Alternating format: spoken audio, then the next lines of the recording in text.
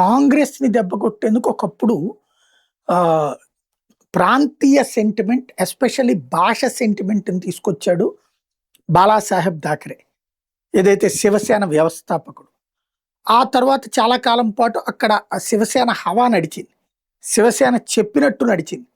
కాంగ్రెస్ అధికారంలో ఉన్నా సరే బాలాసాహెబ్ థాకరే అంటే ఒక హై ఫోర్స్ కింద కనిపించుకొచ్చారు.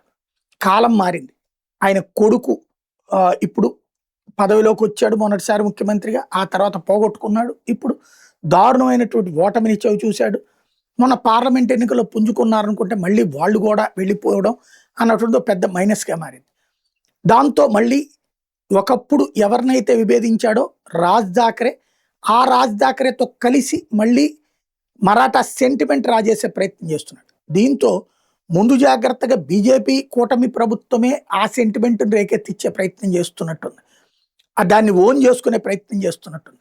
మహారాష్ట్రలో క్యాబులు నడిపేవాళ్ళు, టాక్సీలు నడిపేటటువంటి వాళ్ళు, ఎవరైతే ఈ కమర్షియల్ లైసెన్స్ ఉండేవాళ్ళు కంపల్సరిగా మరాఠా భాష నేర్చుకుని ఉండాలి. మరాఠా భాష రాని వాళ్ళని లైసెన్సులు రద్దు చేస్తాం. మరాఠా భాష ఒకవేళ రాకపోతే నేర్చుకోండి. 2 నెలల నుంచి 3 నెలల సమయం ఇస్తాం.